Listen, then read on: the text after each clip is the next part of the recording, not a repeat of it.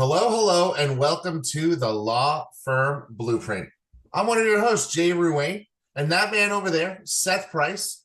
Price Benowitz gear decked out today, but he's also the grand poobah of Blue Shark Digital.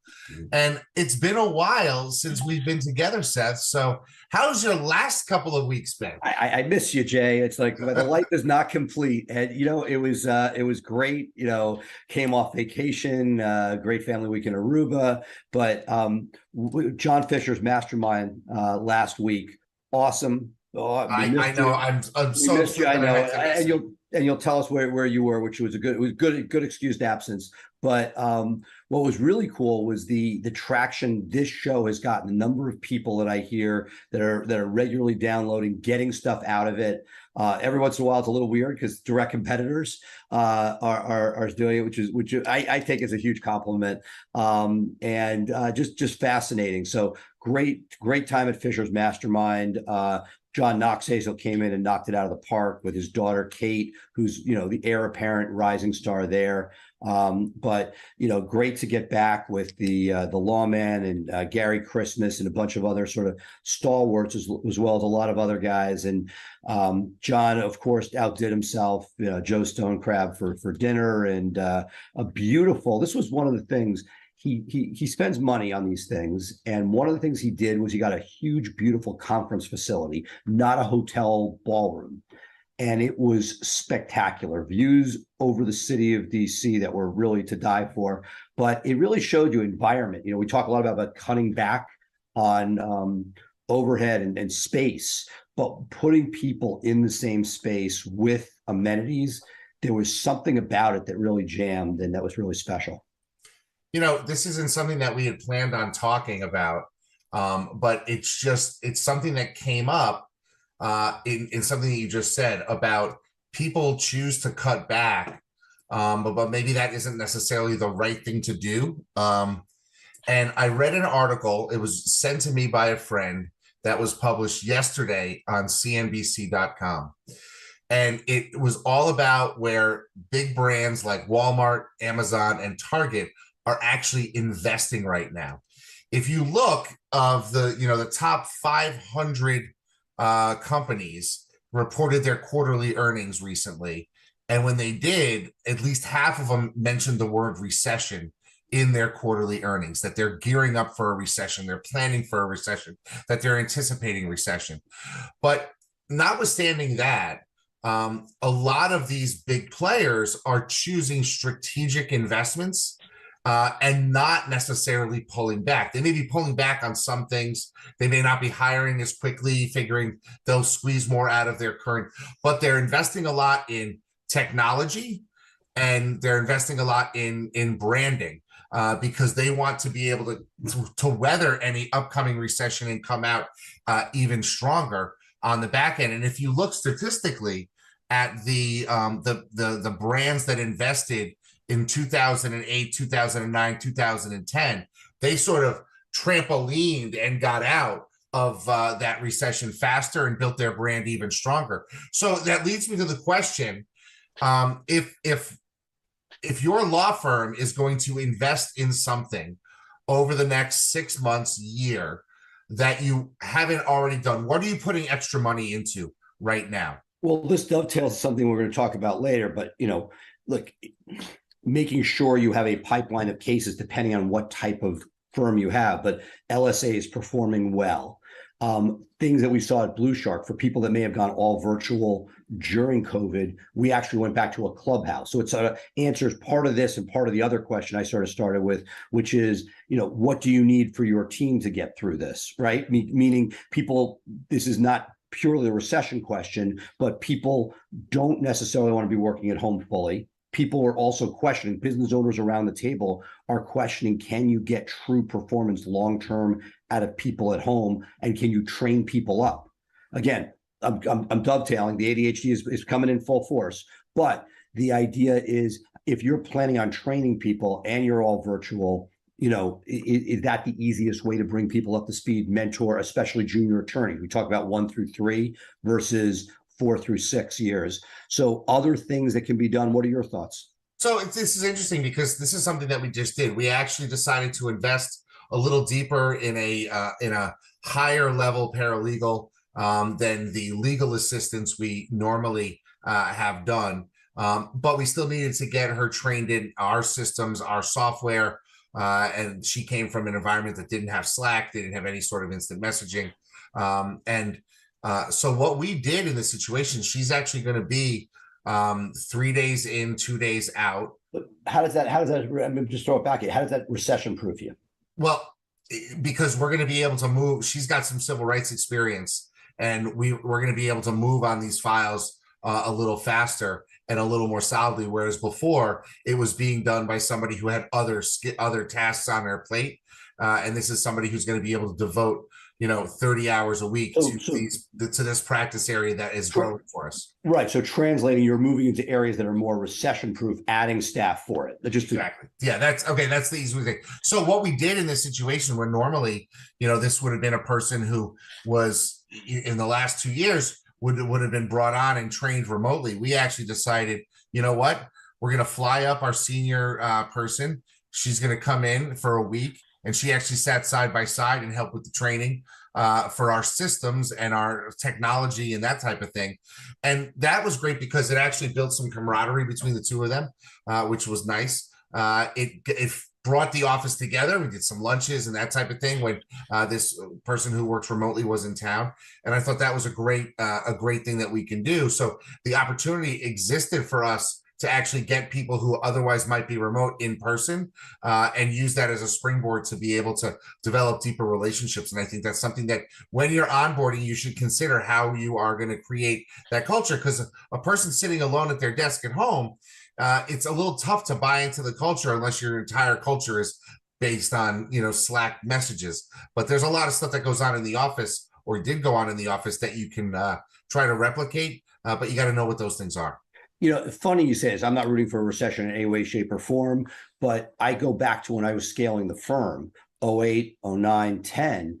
And because of the contraction of the economy, we got talent. Right now, I just came off call just before this with my recruiter. There's one position I'm trying to staff up for Virginia family law. I have not been successful.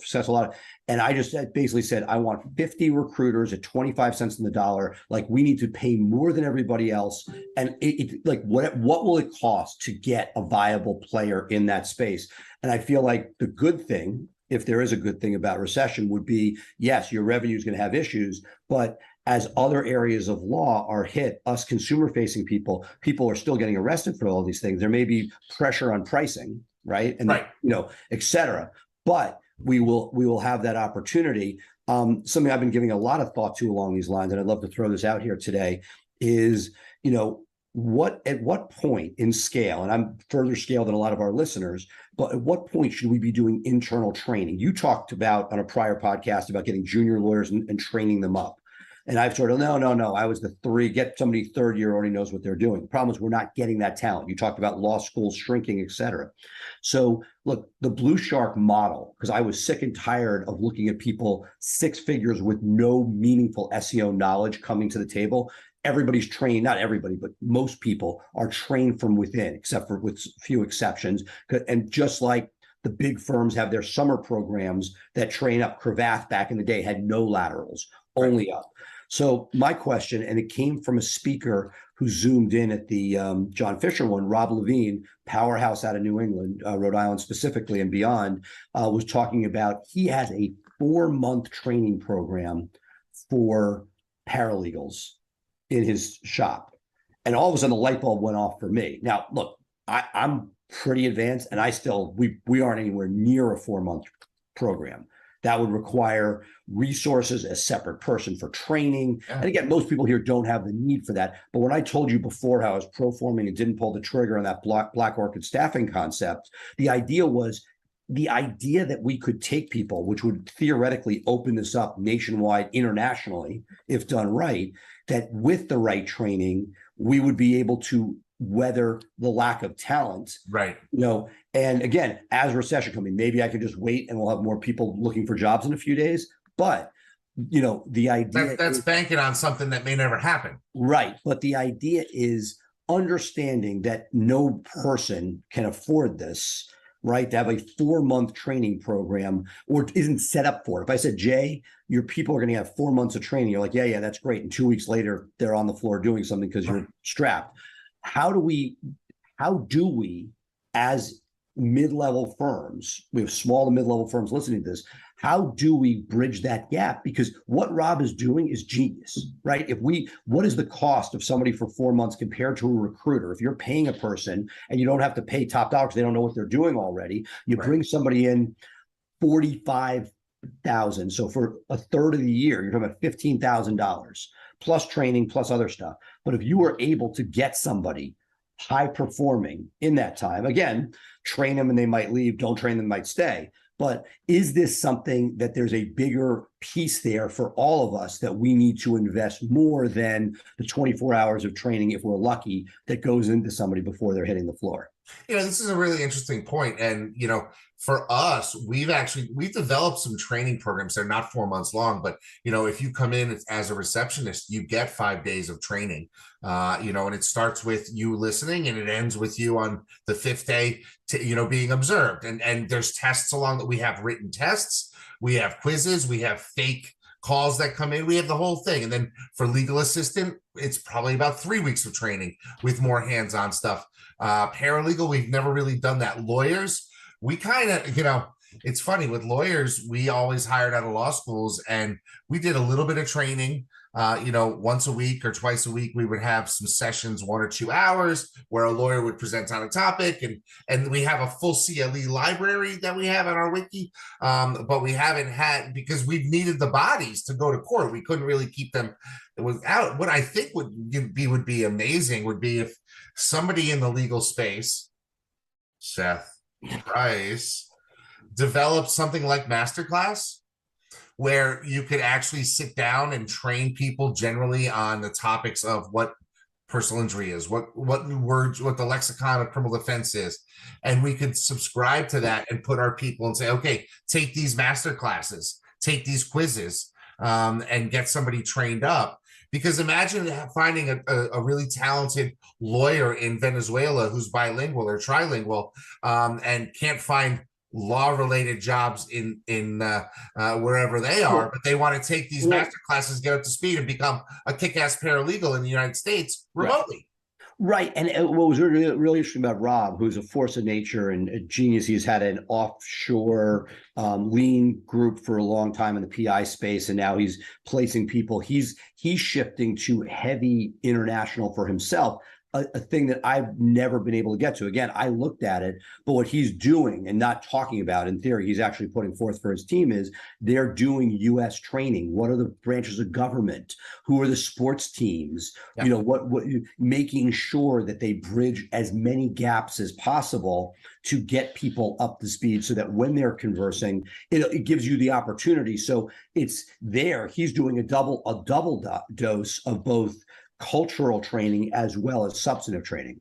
Well, that's a perfect example, right? So I found this to be an issue with our remote workers, that people were making offhand remarks while they were on the phone, potential clients, and our remote workers couldn't respond. Like, hey, did you see that Yankees game last night? Right? When judges on a tear, something like that, or talking about what's your favorite pizza, because we're here based, New Haven based, which is the best pizza all over outside of Naples. We got your New Haven pizza at the mall. I've not tried it yet since I'm cutting down the carbs, but I'm excited. You got Pepe's or did you get Sally's? I think you got Pepe's. Pepe's. Okay, so you got to go with the white clam pie. Yeah, that's their I'm a red sauce guy. Okay, so if you're a red sauce guy, then you got to take a trip up to me, and I'll tell you, I don't particularly care for just the tomato pie that Pepe's puts out. Yeah. I'm not going to say it's bad, but it's not my favorite. But Sally's down the street, the tomato pie, no cheese, is amazing. Oh, by the way, son at boarding school in Boston, I need North End red sauce Italian recommendations. I can get you to the audience. Audience, if you're out there, please put some recommendations down there for Seth, so he can do that. But one of the things that we did is create like a 30-minute video. I never thought about full-on training about the judicial system and all that, but it's good. But of that's something that could be like, literally, that is scaled. That's yeah. scalable, right? And again, there may even be something out there. Like the idea, it goes back. I'll reference a Gary V. He's like, what book should I read? He was talking to like, it's this book. It's GOOGL. It's like, Google it, right? Like, there's got to be, like, how many resources are out there that we don't need to reinvent? Well, think about it. There are foreign business people who get training on American culture and American way of life before they come over here to work. There's Right, whole industries built around that. What we need is the micro version for Exactly. the water cooler talk. Anyway, I'm going to take my own advice after the show and Google and see, can I find existing resources? I always go back, and for our audience, me, and one of our dear friends has been on the show way back. We're sitting there talking about a gift for clients, and there was a ball. And Sendaball.com. Sendaball.com. And one of the people in our group was saying, you know what, I'm going to do it myself. It'll be cheaper. I'm like, just spend the $20 on the ball, which you may or may not end up liking and sending. We're not reinventing the wheel for it. So I am going to go and take that my own advice, which is there something? If there's not, we will have the Jay Seth Cultural University. But my gut is there's somebody out there that will get people up to speed, so we don't have to do that ourselves. Absolutely. And that leads me to my next topic that I want to talk to you about. Is we had some things going on in our office, and we're in a position to take and dump an extra, decent chunk of change, $5,000 to $10,000 into LSAs in the last couple of weeks. And 2 weeks ago, we had one of our best financial weeks ever, the second week after we did that. And it was because there was a ton of extra money available for LSAs to put us out there. And I'm starting to wonder if because of the way the page looks, you've got LSAs, pay-per-click, map, and now you're getting an ad in the map listings, at least one, it seems to me. Should I just be taking all my money and saying, screw it, I'm going all in on LSAs? Take that 10 grand that I set aside monthly to pay-per-click. I'll tell everybody, I was doing 10 LSAs, 10 pay-per-click, and then we jumped it up to 20 LSAs a month and kept the 10 pay-per-click. And I'm thinking, why not take the 10 off of pay-per-click and just throw 30 into LSAs? I mean, that's shit. That's almost $400,000 a year to put in there. But the question is, do they have the traffic? I think they probably do.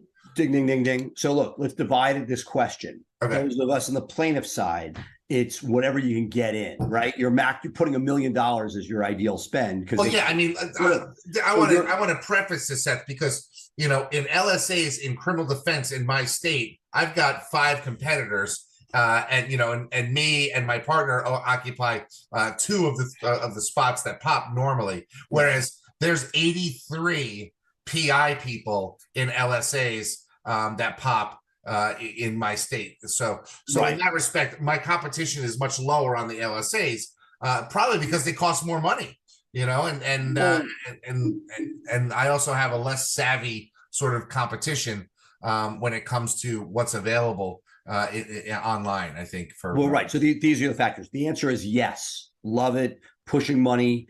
Like every dollar we pushed over, we got better ROI. The problem is when you've maxed it out, because it may be you can't spend your 30. Right. Then are you spending stuff? And we're seeing in certain markets, it's really competitive. I mean, it depends on what your cost per case is, right? Again, in criminal, you got a number because it's a percentage of what your gross is on that, right? You're not looking at lifetime value of the customer. You want to am I making money on this case? So on the PI side, we are seeing, crazy numbers in a lot of markets with things soaring, and the LSAs have been a gift in that it's getting people in for whatever they can spend. So yes, like that, with huge caveat, Jay. First, God willing, and you've spent a lot of time during COVID building this up, intake's got to be good. It's a cost per call. Money goes quickly if you don't jump on it, right? Second, little nuanced issue. Let's say there are a lot of people out here who say, I do PI and I do criminal, and the PI is more valuable to me. It's hard sometimes to get Google to give you both. And if you ask for the criminal and that's there and that's plentiful, Google will fill that up and so that becomes an issue. So love it. Final. Well, let me ask you a question then. So, you can, as a lawyer, You can have your firm, and you can also have a GMB profile for yourself. Is it smarter then? Let's take this. If your firm is known for criminal and PI, is it smarter to take perhaps the PI with your firm that's got 100 reviews, and then focus only on your firm, and then individually on your personal one, which may only have 10 reviews, focus that on criminal, because the review count, you're going to want to get that up, but it's not necessarily the market maker on criminal early on. And then you can have side by side, one doing criminal, one doing PI, rather than trying to be a jack of all trades to Google. You can actually be targeted. What do you think about something like that? No. So the answer is yes. And this is beyond LSAs. It's also for the 3-pack, right? So a lot of talk about the 3-pack. A lot of sort of people freaked out. What is the 3-pack for people? The 3-pack on the top 3 organic results that are showing after your LSAs, after you're paid. It's the map pack, so to speak. Okay. Right. And it's where the reviews matter, because that gets you in, both helps you get in the 3-pack as well as convert once they're there. So I would say yes. The advice that I give, we lecture on this a lot, is if you have a secondary market. Then there are exceptions. I know people that just don't care and they're able to somehow push both through. But given that the need in competitive markets to add keywords into brand name through a DBA has been to add those accident or injury keywords in, you're very often left with a hard way to double dip. Possible for a secondary market, but when it's super competitive, not ideal. The good news is you get your review count up, and you could theoretically get a second piece. Reviews are not going to be on criminal if it's all PI, or vice versa. What I like about it is it does raise review count. But coming back, to what you were saying before, is I do like the secondary or the professional profile inside. I think that's huge. And when you are focused on the 3-pack, where your primary category is criminal, you're not trying to hope that your secondary category is seen and loved by Google, because the more competitive the market, that may not fly, right? Let me ask you a question then. I see a lot of lawyers who their primary category is lawyer. Is that like, I mean, just a catch-all, and then Google will show you to anybody? I mean, that does not generally seem to be a best practice. I hate being called a criminal justice attorney. I wish they would say defense. Understood, but that's why they don't. Look, but when Blue Shark works with you, our sole goal is 3-pack placement. Why would you not say that's what you are? Right. You do. Right. No, I mean, it's the term you don't like, but if it's a criminal lawyer, Dave Bennett hates criminal lawyer. I'm not a criminal lawyer, criminal defense lawyer. Who cares, right? It's whatever somebody's searching, I want you to be. But that is not, and frankly, I'll tell you a story. Years ago, we've been solidly number one in the 3-pack in DC for injury lawyer for years, and one day, gone. What the fuck happened? Right? Somebody had gone into our profile and changed it from personal injury to lawyer. Gone.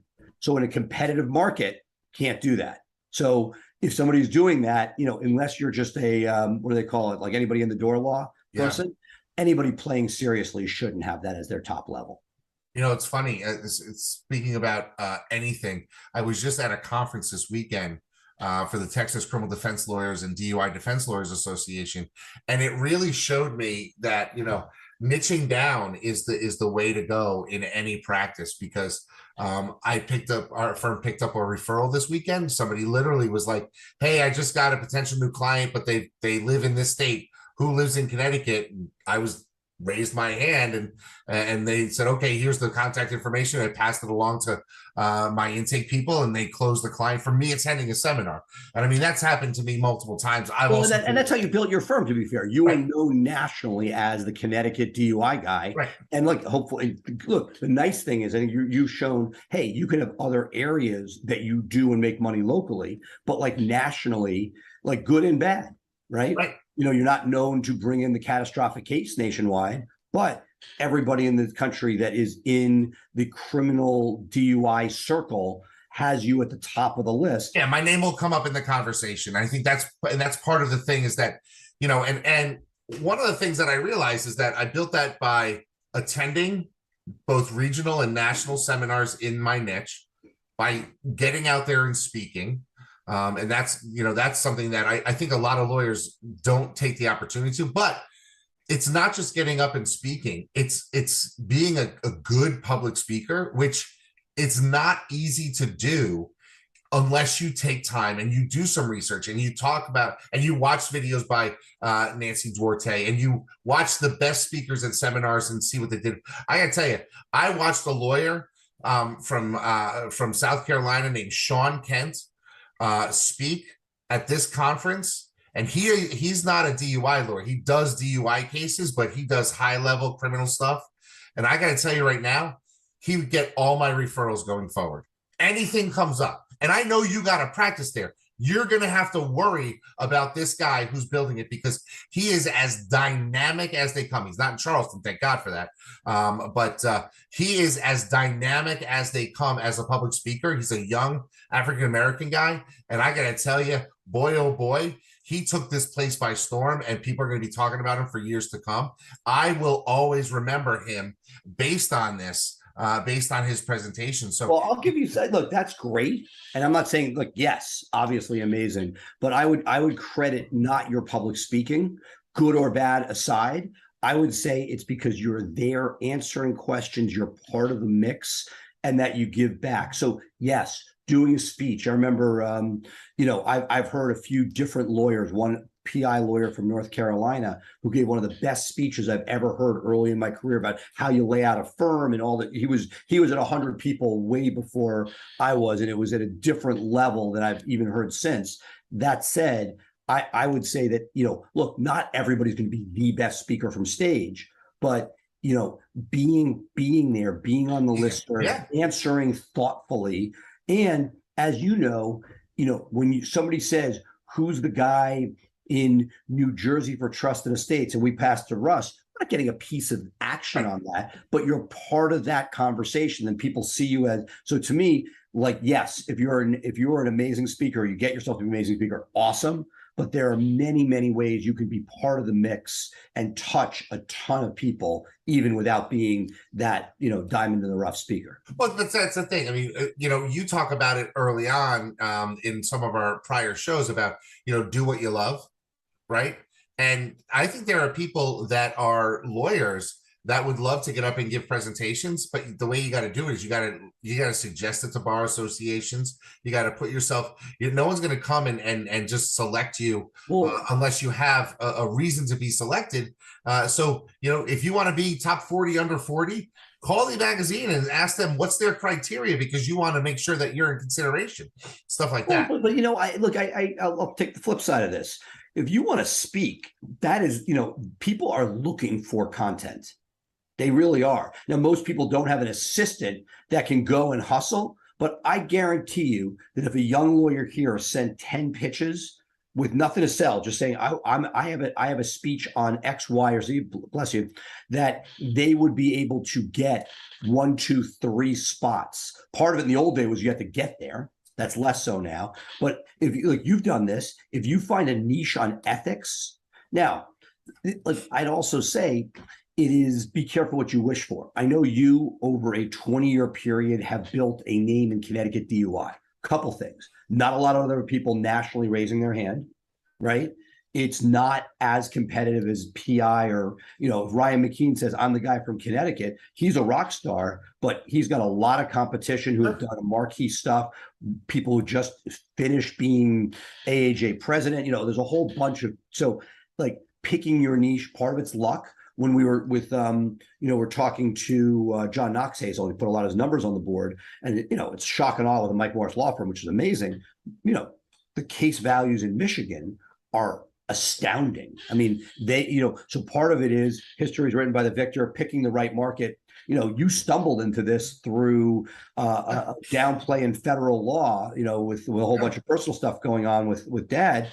So what I would say is, getting the speaking is doable and will always help you long-term professionally, but it's very tough. Part of it is, I think, has to go in concert with other things. If you just say, I'm going to speak and make a living, fundamental SEO that brings stuff in, figuring out, before you go national, are you going locally? I mean, look, I've seen you. It's not pretty, but you showed up at bar events with your brand and a booth, and you're there. Nobody else is doing that. right? Some probably rubbed some people some wrong way. It wasn't lawyerly enough, whatever it was. Oh, I got such negative feedback from that.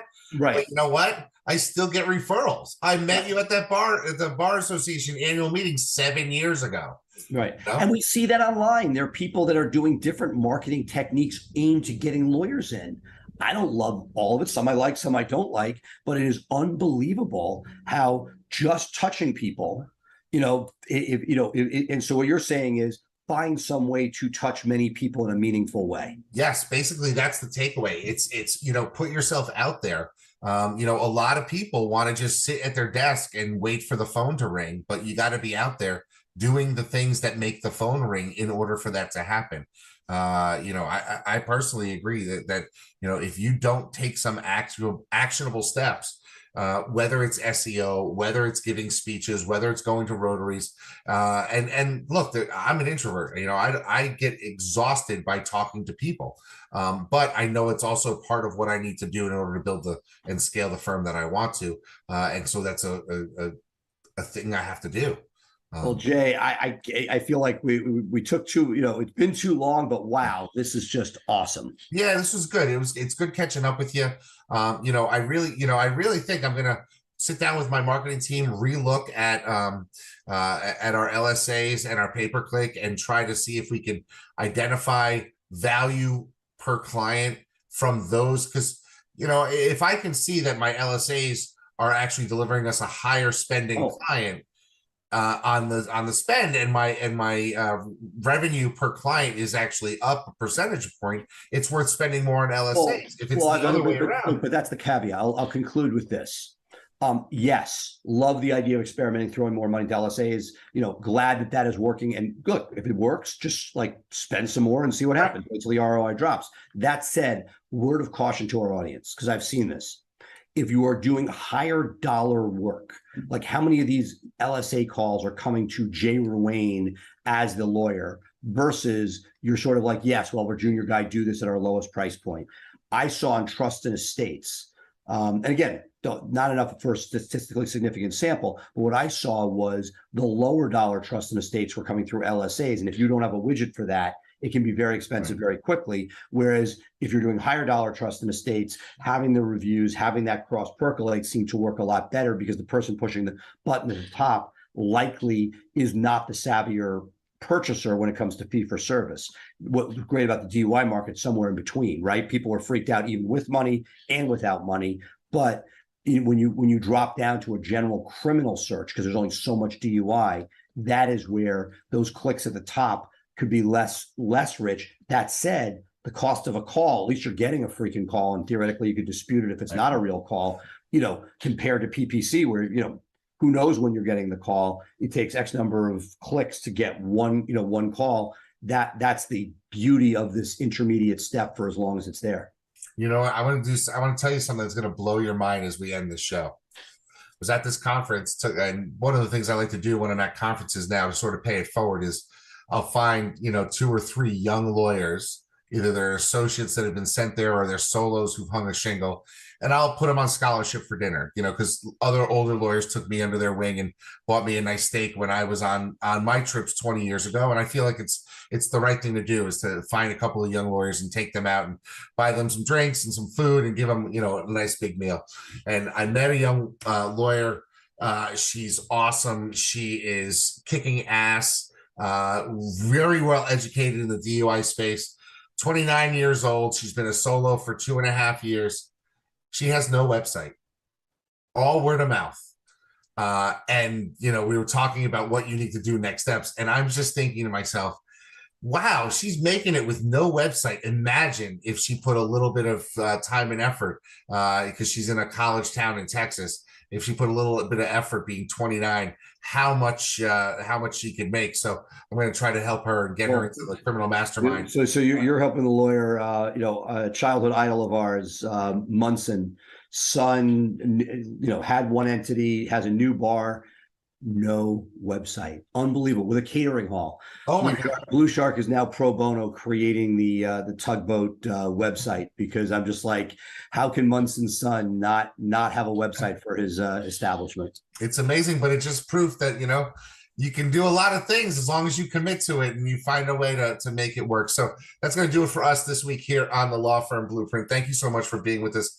As always, if you want to follow my man, Seth Price, over there, you can keep up with him with the Law Firm Insider or the SEO Insider, both available on the Blue Shark Digital social media pages. You can catch up with him on LinkedIn. Be sure to friend him, although he probably has already made a LinkedIn connection with you, because Seth is awesome at connecting and networking. As for me, if you want to catch up with me, you can join us here in the Law Firm Blueprint Facebook group every week at 3 p.m. Eastern, 12 p.m. Pacific for this live show. You can catch us on the Law Firm Blueprint replay podcast, available wherever podcasts are available.